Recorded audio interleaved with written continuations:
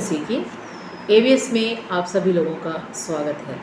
आज हम निर्गमन के 13वें अध्याय से पढ़ेंगे।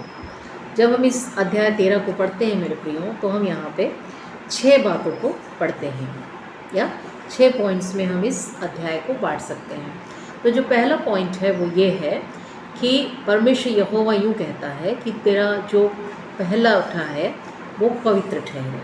आइए एक वचन पढ़ लेते हैं, पहला और दूसरा। फिर यहोवा ने मूसा से कहा कि क्या मनुष्य क्या पशु इस्राएलियों में जितने अपनी अपनी माँ के जेठे हों उन्हें मेरे लिए पवित्र मानना, वह तो मेरा ही है।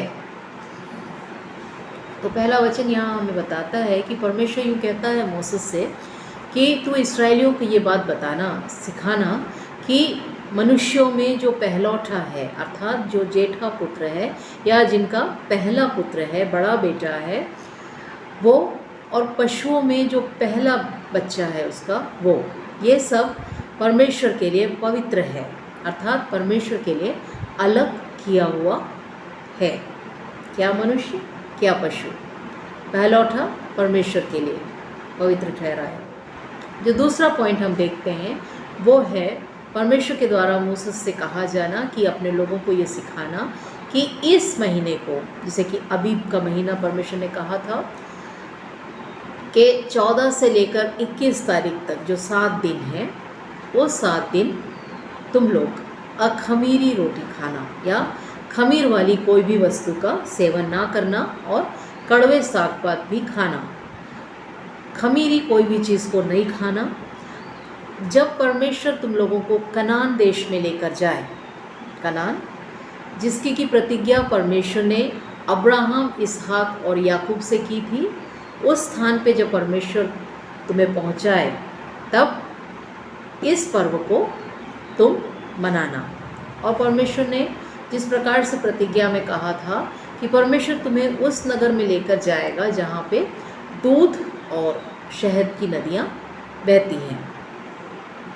और जब मूसा यहाँ से मिस्र से निकल के कनान के लिए जाने लगा तो उस समय वो यूसुफ की हड्डियों को लेकर गया, क्योंकि यूसुफ ने कहा था कि ये तो निश्चय है कि परमेश्वर कनान में हमें या इस्राएलियों को पहुँचाएगा, और जब तुम वहाँ पहुँचो तब मेरी हड्डियों को लेकर जाना। तो ये हम दूसरे पॉइंट में देखते हैं। तीसरा पॉइंट जो हम देखते हैं वो है यहाँ पे कि तुम अपने बच्चों को इस बात के लिए समझाना, या यदि तुम्हारे बच्चे ये पूछें कि ये क्यों करते हैं कि पहलौठों की बलि देते हैं, ये क्या है, ये पर्व क्या है। अधिकतर हम देखते हैं कि जब हम कुछ भी करते हैं तो बच्चे हमसे तुरंत पूछते हैं ये क्या है, ये क्यों है। परमेश्वर कहता है कि अपने बच्चों को तुम सिखाना कि परमेश्वर ने किस प्रकार से लगभग 430 साल की जो गुलामी से या जहाँ पे मिस्र में रहते हुए जो बर्डन को हम सहते थे, जिस प्रकार से हमसे काम कराया जाता था, जिस प्रकार से हम दुखित अवस्था में थे, परमेश्वर ने किस तरीके से हम लोगों को वहाँ से निकाला। एक मेमने के लहू के द्वारा जब हमने हमारे दरवाजे के चौखटों को लगाया तो परमेश्वर यहोवा जो स्वयं वहाँ पे निकला मिस्र में, हर एक पहलौठों को तो उसने मारा, लेकिन हम लोग जीवित बच गए उस मेमने के लहू के द्वारा। और फिर फिरौन के दिल को पसीजने के कारण या उसका दिल कठोर ना होने के कारण हम लोग सबको वहाँ से परमेश्वर निकाल कर लाया। इसलिए हम इस त्यौहार को मनाते हैं। और परमेश्वर का वचन यहाँ एक बात और बताता है कि ये बातें अपने बच्चों को तुम सिखाना, और वो बच्चों के माथे के बीच में टीके की तरह और हाथ में एक निशानी की तरह होने पाए, ये बातें कि परमेश्वर ने किस प्रकार से हमें छुटकारे के अनुभव में लाया है। और जो आखिरी बात हम यहाँ पे देखते हैं, आखिरी बात जो हम देखते हैं वो ये है कि परमेश्वर ने मिस्रियों के बीच से जब इस्राएलियों को निकाल के लाया, उसके बाद कनान देश में जाते समय परमेश्वर ने शॉर्टकट का इस्तेमाल नहीं किया। फिलिस्तियों के बीच से यदि वो जाते तो बहुत जल्दी वो कनान में पहुंच जाते, लेकिन परमेश्वर ने उनको चक्कर लगाते हुए, घूमते हुए, लाल समुद्र पार करते हुए, उस जंगल के द्वारा चलते हुए कनान में जाने के मार्ग को तैयार किया। तो इन 6 बातों को हम अध्याय 13 में पढ़ते हैं। देखिए यहाँ पे कुछ पॉइंट्स को मैं हाईलाइट करना चाहती हूँ। पहली बात है दूध और मधु की नदियों का बहना।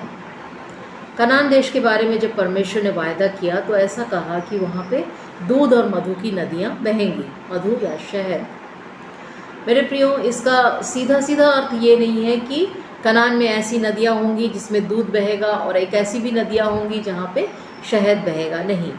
दूध, जैसा कि हम जानते हैं कि इस्राएली लोग चरवाहे का काम बहुत आयत से किया करते थे।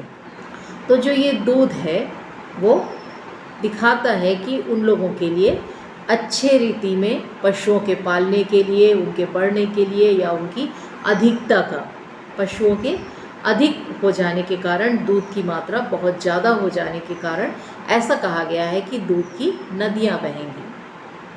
और दूसरी बात, जो मधु की नदियाँ, ये दिखाता है कि वहाँ पे जो खजूर के वृक्ष पाए जाते हैं, उनसे जब उसको निचोड़ के जो उसका रस निकाला जाता है, उसकी जो कंसिस्टेंसी रहती है वो शहद के रूप में रहती है।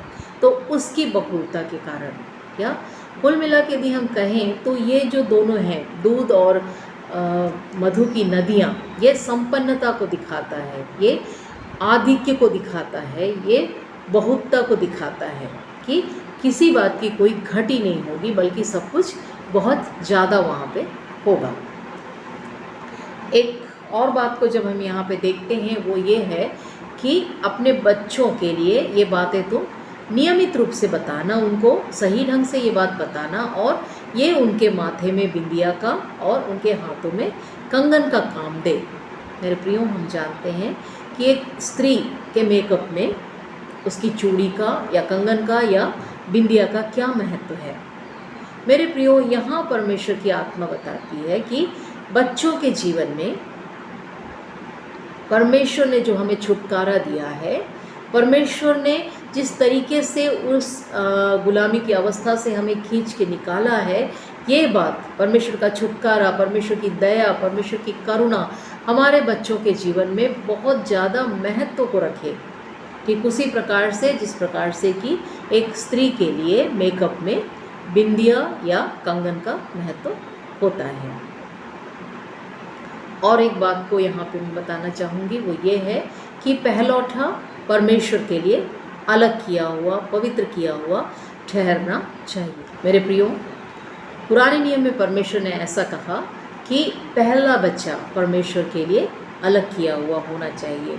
उस समय जो भी पहलौठा पैदा होता था उसे परमेश्वर के कार्य के लिए या तो उसके मंदिर में जाकर छोड़ दिया जाता था, या परमेश्वर के काम के लिए उसे अलग कर दिया जाता था। लेकिन आजकल हम ऐसा देखते हैं कि जिस किसी भी चीज़ का हमें पहला फल मिलता है, हम ले जाकर वो चर्च में देते हैं। मुझे याद है जब मेरे घर में आम का पहला आम जब हुआ था तो मेरे पिता ने उसे ले जाकर चर्च में दिया था। पहला जब पपीता हुआ था तो उसे भी चर्च में ले गए। हम देखते हैं चर्च में कि सभी लोग जो उनका जो पहला फल होता है वो चर्च में लाकर चढ़ाते हैं, देते हैं, वहाँ पे रखते हैं वो लोग। मेरे प्रियो, लेकिन आज की अवस्था को देखते हुए हमारे पहले बेटे को या पहलौठे को सिर्फ परमेश्वर के लिए देना काफ़ी नहीं है। पहला, दूसरा, तीसरा, जितना परमेश्वर हमें देता है, यदि हम उन तमाम लोगों को, उन तमाम बच्चों को परमेश्वर की सेवकाई के लिए दें, तब भी कम है मेरे प्रियो।